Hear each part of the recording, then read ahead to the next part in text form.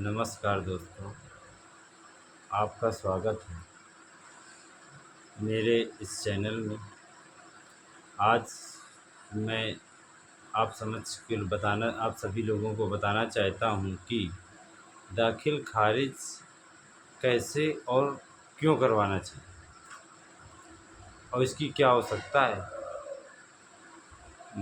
अधिकतर मैंने लोगों की बातों सुना करता हूँ कि 2004 के पहले या 2000 के समय दाखिल खारिज की प्रक्रिया नहीं होती थी, परंतु ऐसा कुछ नहीं है।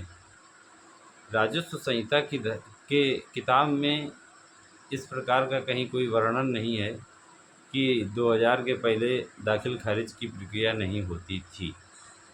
लोगों को जानकारी ना होने के कारण लोग अपनी संपत्ति खरीदने के बाद उसका म्यूटेशन मीन्स नामांतरण नहीं करवाते थे। अब जब नहीं करवाते थे तो तमाम फ्रॉड प्रकार हो जाता था। कभी एक दो रजिस्ट्री दूसरे ने करवा ली, कभी तीसरे ने, कभी चौथे ने करवा कर किसी के नाम चढ़ गई, कोई उस पर कब्जा किए। जब समस्याएं आने लगी तब लोगों ने खारिज करवाना स्टार्ट कर दिया। दाखिल खारिज एक सहल और सरल सरसरी प्रक्रिया है। इसमें बाद चलने का समय सिर्फ 90 दिन का ही है। 90 दिन के दौरान किसी प्रकार की कोई आपत्ति या कुछ भी आता है उसका निराकरण कर उसका नामांतरण प्रक्रिया पूर्ण की जाए और आदेश कर दिया जाए। दाखिल प्रक्रिया का जो वाद है वो धारा 34/35 उत्तर प्रदेश राजस्व संहिता 2006 के धारा के अंतर्गत चलता है। क्योंकि दाखिल खारिज करवाना इसलिए बहुत ज़रूरी है, जब तक दाखिल खारिज नहीं होगा तो आपको सरकारी अनुदान, लाभ, योजनाएं से आप वंचित रह जाएंगे। क्योंकि जैसे मान लीजिए आपकी कोई खेत है या कोई संपत्ति है, आप नदी के किनारे है और उसमें कोई बाढ़ आ जाती है, उससे फसल आपकी डूब जाती है, परंतु आपका दाखिल खारिज नहीं है, आपका रजिस्ट्री केवल है, तो आपको उसका लाभ नहीं मिलेगा।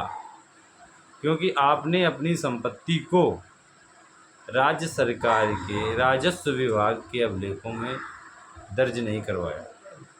इसलिए दाखिल खारिज करवाना बहुत ज़रूरी है।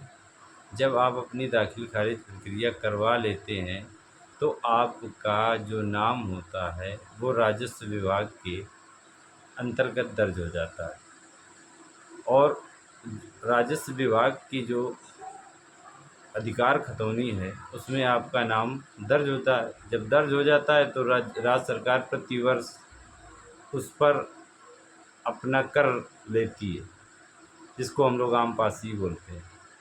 जब वो सरकार आपसे कुछ लेगी तो आपकी मदद करेगी, सीधा साधा फंडा है। और जब आप लेगी नहीं तो आप हेल्प किस बात की करेंगी। इसलिए जब वो कर लेती है तो उसके निगरानी के लिए कानूनी वैधानिक लोगों की नियुक्तियां होती हैं। उसके लिए मजिस्ट्रेट हैं, लेखपाल हैं, अमीन हैं, ये सब एक राजस्व टीम है जो मिलकर आपकी संपत्ति का निरीक्षण करती है, जिन्स देखती है।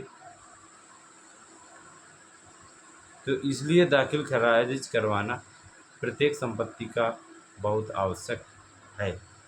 और दाखिल खारिज होता है तो आपको कब्जा संबंधी विवाद होने में बहुत ही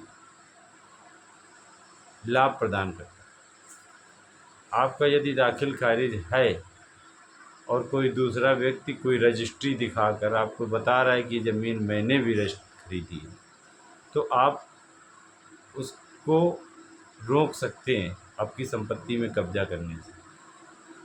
इसलिए दाखिल खारिज करवाना बहुत ज़रूरी है। धन्यवाद।